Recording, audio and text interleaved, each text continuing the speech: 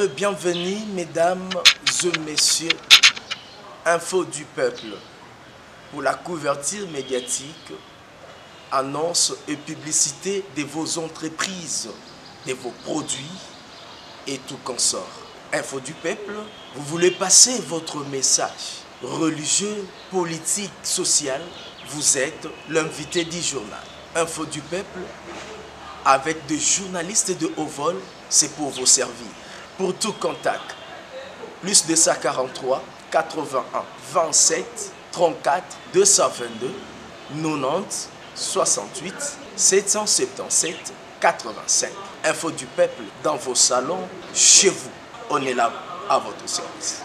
Aimé des joies de vous savoir nombreux, mesdames et messieurs, bienvenue dans ce journal de votre magazine Info du peuple que nous ouvrons avec cette actualité. Jean-Paul Mukolo Kolecha, nouveau procureur général près la Cour constitutionnelle, a prêté serment ce mardi de juin devant le président de la République, Félix Antoine Tshisekedi Tshilombo, au Palais du Peuple. C'était devant les deux chambres du Parlement réunies en congrès. Explication de Grâce Kagarabi. Jean-Paul Mukolo fait partie des membres du Conseil supérieur de la magistrature nommé en février dernier par le président Félix Tshisekedi. C'est ce mardi que Jean-Paul Mukolo a prêté serment. Ils sont parmi les plus importants magistrats du pays. Celui-ci est réputé compétent et intègre. Il a été pendant longtemps avocat général au niveau du parquet général de la République. Rappelons que d'autres magistrats nommés dans cette structure sont notamment Dominique Tamboué-Wakaniki, nommé premier président de la Cour de cassation, Octave Tela, nommé procureur général près les conseils d'État, le général Joseph Mutombo Katalai, nommé premier président de la Haute Cour militaire, et enfin, le lieutenant général Timothée Mukutu a été maintenu au poste d'auditeur général près la Haute Cour militaire. Les organisations de la société civile avaient notamment salué le départ de certains hauts magistrats accusés d'être sous la coupe de l'ex-président Joseph Kabila et de faire obstruction à la justice. C'est notamment le cas de Flori Kabange Numbi, ex-procureur général près la Cour de cassation. De nombreux magistrats sont face aux nombreux défis. De nouveaux magistrats sont face aux nombreux défis, entre autres, à faire 15 millions de dollars américains. Le second est celui du détournement présumé de 128 millions de dollars à la Gécamine. Ainsi, sur la pile, les procès Floribert Chebeya. Jean-Marc Kabound demeure l'homme providentiel à occuper le poste du premier vice-président du bureau de l'Assemblée nationale. Une opinion perçue insaisissable dans le cas du FCC à séjour en République démocratique du Congo. Retour en image. C'est officiel, l'Union pour la démocratie et le progrès social UDPS en sigle reste constat et ne va pas changer des candidats au poste du premier vice-président du bureau de l'Assemblée nationale. Jean-Marc Kabound demeure l'homme providentiel à occuper ces postes et encouragé d'ailleurs à aller en justice pour revenir dans ses droits. Bruno Tshibangoubashi, le président urbain du parti présidentiel à Lubumbashi. Nous n'allons pas le remplacer. Le Front commun pour le Congo ne compte pas aussi procéder autrement, selon l'honorable Kaozi Bin Malisawa, député national élu sur la liste PPRD. S'ils ne veulent pas, il n'y a pas de problème, c'est leur manque à gagner. Cette poste restera vide. C'est pour notre coalition. Il est député national, il va rester avec moi dans des sièges. Nous allons tous commencer à voter et observer. Il n'y a pas de problème. Pour Bruno Tshibangou, président de l'UDPS Lubumbashi, la déséance de Jean-Marc Kabound est une trahison de trop. Vraiment, nous avons sérieusement encaissé. Pour nous, penser déjà que le FCC a donné un coup de massue à la coalition. La coalition en souffre et nous pensons que nous allons parler de la rupture officiellement d'ici là. Une position lourde des conséquences. L'UDPS devrait renoncer à tout le ministère comme à la gestion de toutes les entreprises étatiques selon la constitution de la RD congolaise. Sans la majorité parlementaire, le président de la République règne mais ne gouverne pas. Selon le député de Lubumbashi, Kaozi Bin, cela n'est pas l'intention de l'autorité morale du FCC. Le mariage entre nous, FCC et CASH, ça ne peut pas se dissoudre puisque Kabound n'est plus là. Non.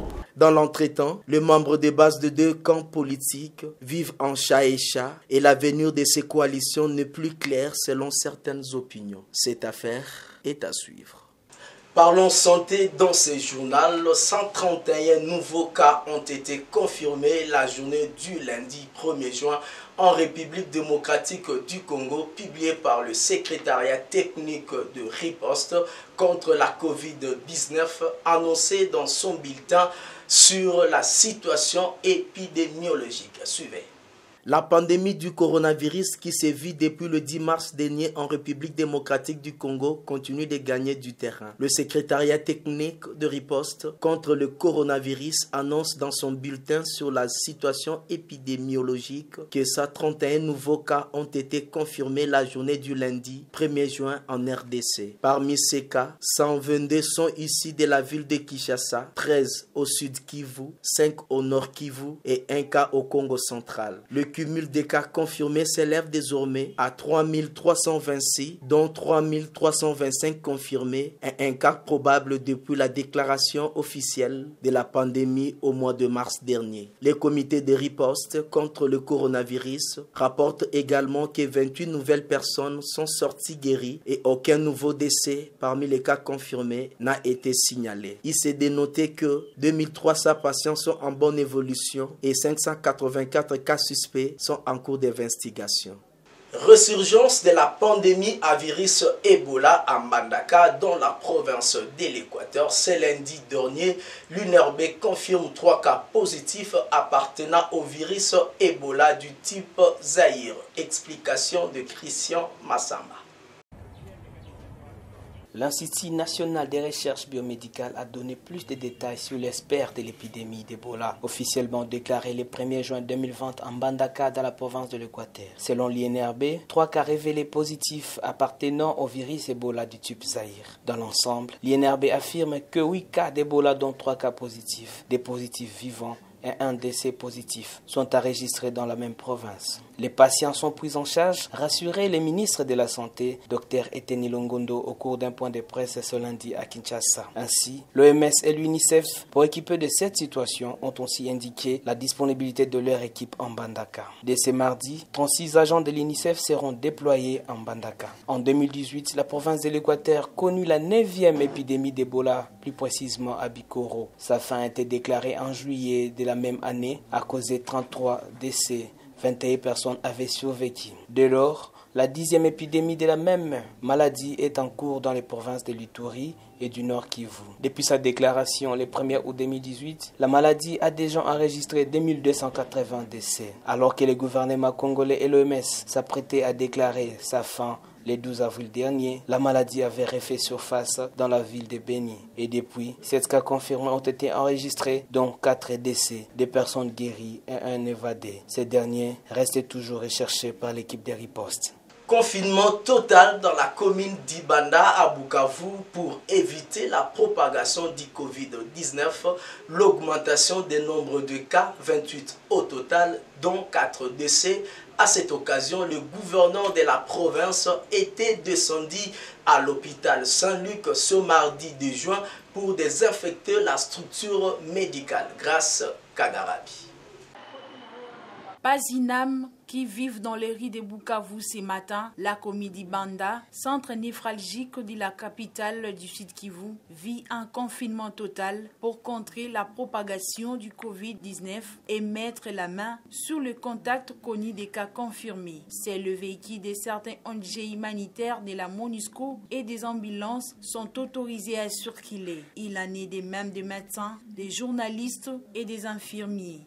Avec le confinement d'aujourd'hui de 3 jours, justement, ça va nous permettre normalement d'identifier les personnes avec le virus corona. Nous avons d'abord apprécié l'autorité morale et l'autorité physique aussi qui ont respecté les mesures et qui se livraient par l'hiérarchie. Ça va nous permettre bien d'identifier, une fois on respecte les mesures d'hygiène, je pense qu'on va aboutir à des résultats comme personnel soignant. Plusieurs points de contrôle ont été érigés dans la ville. Des policiers et des militaires contrôlent les pièces d'identité et les cartes de service pour les personnes autorisées à se rendre à leur lieu de travail. Pour cette première journée du confinement de la commune d'Ibanda, la mesure prise par l'arrêté du gouverneur de la province a été attendue et suivie par la population. En sa qualité de président du comité de riposte, le gouverneur est allé s'enquérir des conditions d'accueil des cas positifs à l'hôpital Saint-Luc où il a assisté à la désinfection de cette structure médicale. Il en est de même du marché Niawera qui a aussi été désinfecté sous les yeux du chef de l'exécutif provincial et président du comité de riposte. Pendant ces temps, dans d'autres communes de la ville de Bukavu, la vie poursuit son cours normal à Kadutu comme à Bagira où malgré tout, la population s'efforce de respecter le geste barrière. À partir de ce lundi débute un couvre-feu de 15 jours, soit de 20h à 5h30, le port de masque demeure obligatoire et la ville de Bukavu restera isolée du reste de la province face à l'augmentation du nombre de cas, 28 au total, dont 4 décès. Société, à présent, la baisse de prix de transport ne laisse pas indifférents les chauffeurs et la population quinoise. Face à cette obligation, ils plaident pour la réduction du prix du carburant et l'applicabilité de cette mesure ce mardi 2 juin. Félicien Kalala nous en dit un peu plus. Suite à la baisse du prix des litres de carburant à la pompe, l'hôtel de ville de Kinshasa revoit les coûts des courses de transport en commun dans toute la capitale. L'arrêté signé depuis ce lundi 1er juin par les ministres provinciaux des Transports. Face à cette décision de l'exécutif provincial, les conducteurs parlent d'une décision prise précipitamment alors que le Covid-19 continue à dicter sa loi. Bon, pour les chauffeurs, tout le monde est trop précipité. Et ça, ministre on a mos mbokoso amona changwa kinwa njili kimbanseki ngalandake mingi lera na MLC ndenge baso kutana na bato MLC bani tout c'est kinwa il parle très bien lingala mais na moment to salio biso nyonso to na maladie zo tungisa mokili ma Covid-19 to na confinement na biso bata transport bakitisi biso to ba voiture so tale ba même 4 personnes même 3 au film magati même 3 personnes. C'est-à-dire que moi, recette au Bandako soit et Kiti. Et comme ça, là, que Kiti ici, 240 et quelques, 250 le carburant. Et ça impact à ta mouquette, tourner à 10, 50, 100 chauffeurs. Et je impact, et je peux impacter dans le patron. Dans ici, derrière moi, parce que ça mission dans le patron, Nini, esprit de vie. Esprit de vie dans l'État. Ce sont des crédits qu'on a donnés aux Congolais pour la lutte contre le transport d'esprit des morts. Nous avons un esprit de vie bima. Nous avons une voiture dans le gouvernement, où il y a Fachi Béton, le peuple d'abord. Nous avons une voiture, des mini, on a mis tous les moyens, on a carabien, tout le pays qui est la propriété. Nous avons Gabon, Cameroun, Tchad, Guinée, côté Moussous. Vous comprenez? Mais par rapport à prix, le ministre Mboko peut avoir raison. Les passagers, quant à eux, exigent une mise en application car depuis ce matin, ils n'ont observé aucun changement. Non, nous avons le transport le ministère du transport provincial, le transport, les bosoté. Le moment fort. Donc, nous avons le transport, nous avons un transport qui est on a eu Kitambo, nous avons eu Penao. Nous avons eu Kitambo, nous avons eu 1000 francs. Na éviter le transport bazolo bakiti alinini donc pour ngai o bazolo pour le transport ezamba libosote balo bango mente fois mais kitaka nangote carburant ko balo yo kitso combien 200 francs longo so de 50 carburant kiti so balinga kitsa carburant que transport kita faut carburant comme litre comme atana 1600 atana 1500. Le ministre provincial des Transports doit assurer la suivi pour la mise en application de cette arrêté pour éviter les dérapages de la part des conducteurs. Hausse de prix de biens de première nécessité suite au marché d'échange des dollars américains qui est passé de 1600 à 1900 francs congolais en moins d'1 an. Croisé par votre rédaction ce mardi 2 juin, la population quinoise explique la souffrance tragédique pendant cette période du Covid-19. Propos recueillis par Josué Bolapanze. Bakonzi ya mboka na biso baza mitema mabe. Papa, tango bazoya na élection sango kutu na kuva akosa. Magloba bazoloba na biso boboto moko monike oui oyo soki toponi ye akosalela biso likambo ya solo. Papa Félix, aloba peuple d'abord, maloba ya papa na ye. Mais lelo, maloba ya papa na ye, aloba tozomo na ngote. Tala dollar, banda sale loka malamu moko na mboko papa Félix, atongela biso mozole ya papa. Eloko ya malamu asalela biso na mboko yo, yango wana. Atongela biso mozole ya papa Etienne Tshisekedi. Oye etikali nyonso eloko te. Ayebisaki biso année 2020, année ya action, première action coronavirus, deuxième action cache-nez. Sikoyo corona ekomi konyata biso lokola bakayansa. Nzale ekomi konyata biso lokola bakayansa. Papa tokosuka wapi? Papa en tout cas passe. Et tozo kemba fort neti ngai bwena kopera. Dollar de pied mata na ebite mokonza mboka so sani na mboko to ebite nzambe ma asungara po dollar vendenge mati to futela ba palais likolo.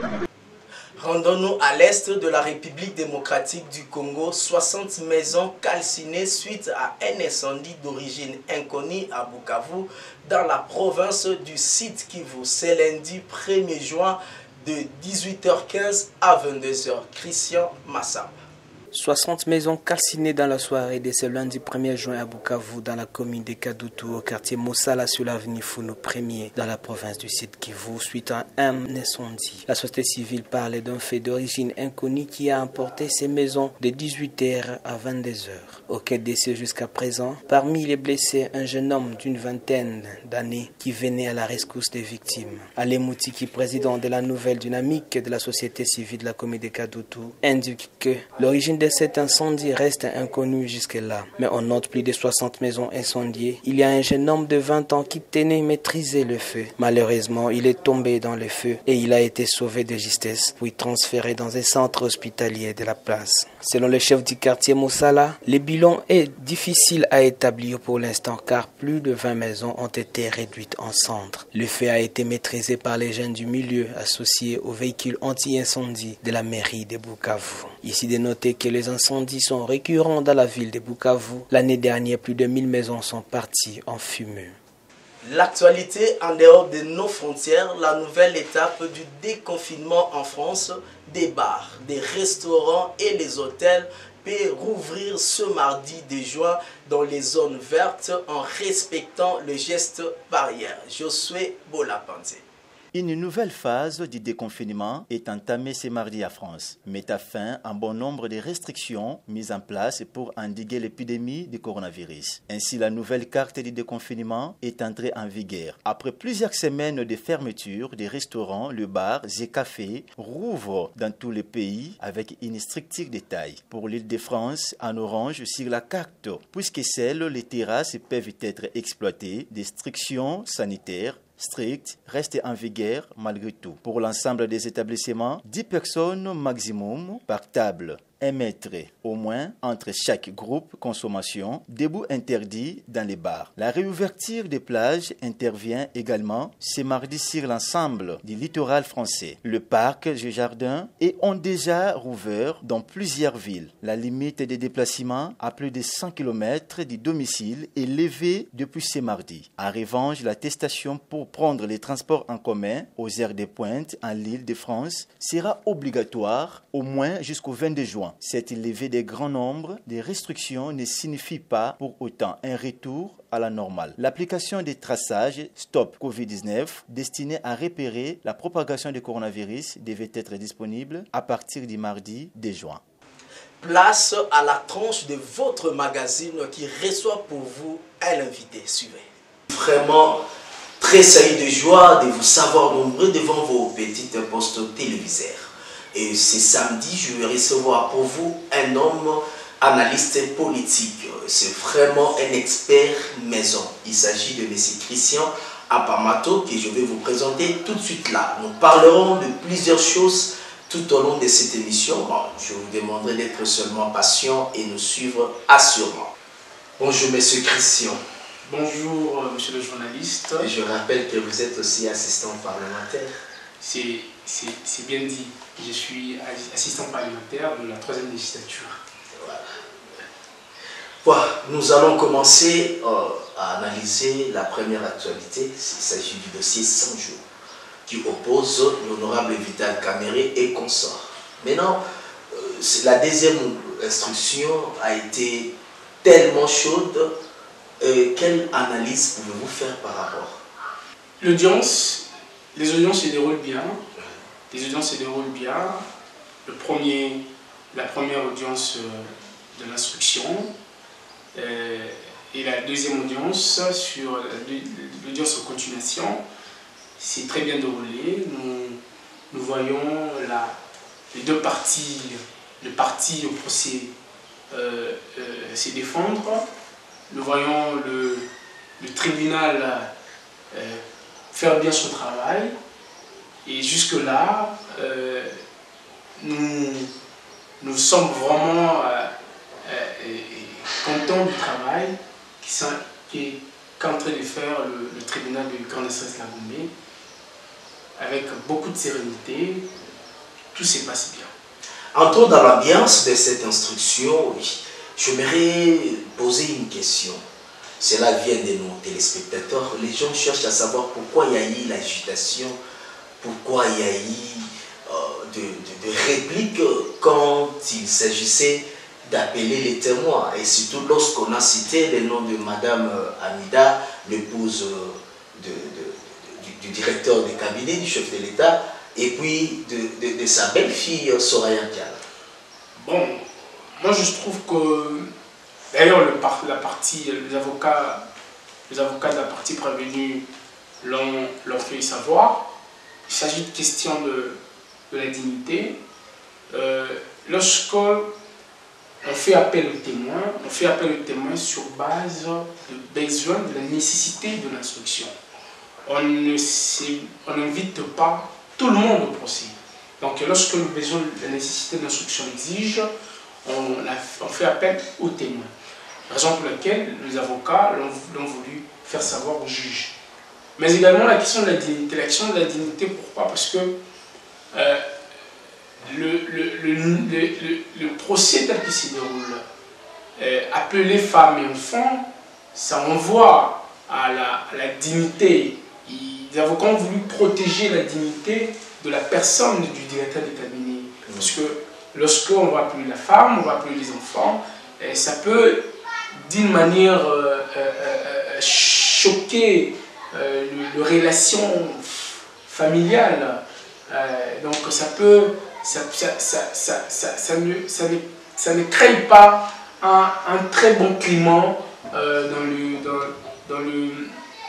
le chef de l'honorable Vital Kamerhe. Pourquoi? Parce qu'il s'agit d'une question de la dignité. C'est une question de la dignité dans ces procès, en tant que père de famille, voir vous être traîné et voir aussi votre femme être traînée, votre enfant, donc ça dans toute relation humaine. Mais s'il y a nécessité.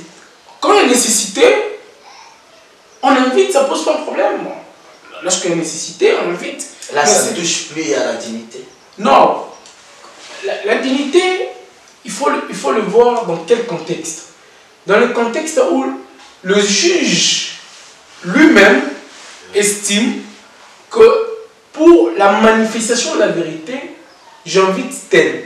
Et non à la partie au procès de commencer à inviter le personne que lui estime nécessaire de venir au tribunal.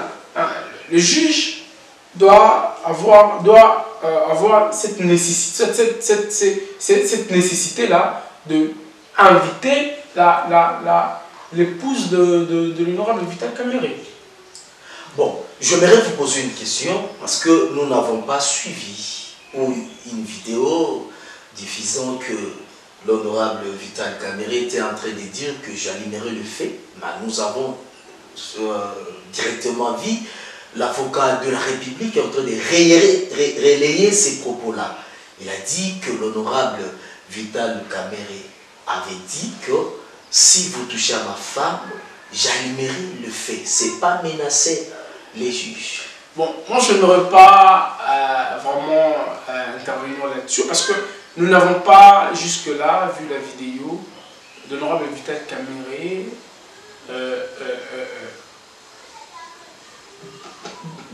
dire que je vais allumer les faits si vous invitez ma femme. Je me réserve, si vous touchez à ma femme, je me réserve de faire des commentaires en ce que aucune vidéo qui circule montrant le directeur du cabinet du chef de l'État en train de tenir ce genre de propos. Je ne peux pas vraiment commenter. Il n'y a que l'avocat de la République qui a entendu. Nous autres qui avons suivi à la télévision, nous ne l'avons pas entendu. C'est pourquoi je me réserve de faire un quelconque commentaire. Bon, je rappelle aussi que dans la même vidéo que nous avons suivie à la télévision, l'honorable Vital Kamerhe a rappelé, il a tout de suite, lorsque l'avocat de la République a débuté ses propos, a tout de suite nié publiquement que ces propos ne viennent pas de moi. Que je suis un pacificateur, que je ne peux pas prononcer de telles phrases.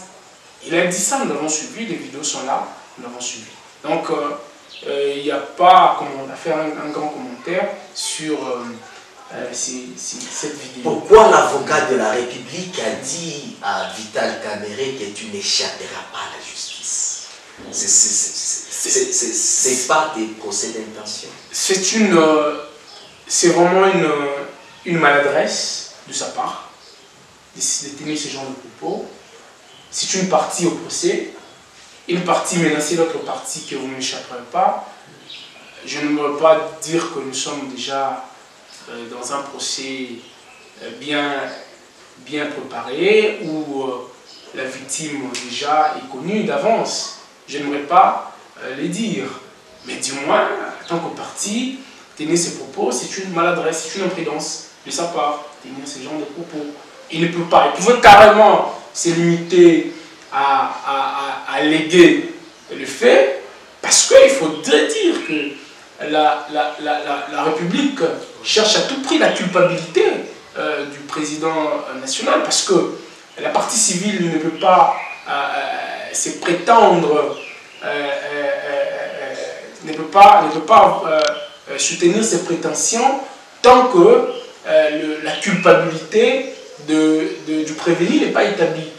Ils viennent avec ses prétentions. Donc c'est pourquoi ils cherchent à tout prix que la culpabilité du prévenu soit établie dans ces procès. Donc c'est la logique normale d'une partie. Avant sa prétention, il doit à tout prix, il faut qu'il y ait la culpabilité dans le chef de la partie première. Merci. Mesdames et messieurs, c'est par ici que prend fin votre émission décryptage dans ce magazine Info du Peuple. Pour plus d'infos, suivez notre chaîne YouTube Info du Peuple Télévision et abonnez-vous massivement. Quant à moi, avec mon invité, nous vous disons au revoir.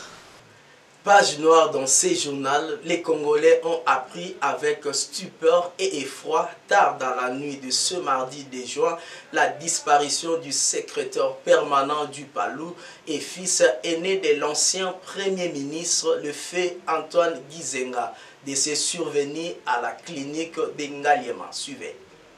La mort a frappé au sein du parti Lumumbis unifié. Lugi Gizenga ne plus. Les Congolais ont appris avec stupeur et effroi, tard dans la nuit de mardi 2 juin, la disparition du secrétaire permanent du parti Lumumbis unifié, Palou en sigle, et fils aîné de l'ancien Premier ministre, le fait Antoine Gizenga, décès survenu à la clinique Ngaliema. Selon ses proches, le secrétaire permanent n'est pas mort de la pandémie à coronavirus. Notons par ailleurs que l'illustre disparu est né le 21 septembre 1900 1965 à Kinshasa, marié à Marie Tomba Gizenga et père de 3 enfants. Gizenga fils occupé bien avant, le 24 octobre 2015, février 2019, le poste de secrétaire permanent du parti Lumumbiste Unifié. En attendant de revoir en détail dans nos prochaines éditions sur cette lourde perte, le magazine Info du Peuple présente ses condoléances les plus attristées à la famille biologique ainsi qu'à celle politique de l'illustre disparu. Mesdames et messieurs, ce journal de votre magazine Info du Peuple a pris fin. Si vous l'avez aimé, dites merci à l'équipe rédactionnelle Grâce Kagarabi, Christian Massamba et Josué Bolapanze. Pour plus d'infos, suivez-nous sur notre chaîne YouTube Info du Peuple Télévision. Pour un partenariat ou un sponsoring, appelez-nous au numéro affiché en bas de vos écrans. Quant à moi, Ben Kade Kabantou, je vous dis au revoir et à la prochaine. Soyez le bienvenu, mesdames et messieurs. Info du Peuple. Pour la couverture médiatique, annonces et publicité de vos entreprises, de vos produits et tout consort. Info du Peuple, vous voulez passer votre message religieux, politique, social, vous êtes l'invité du journal. Info du Peuple, avec des journalistes de haut vol, c'est pour vous servir.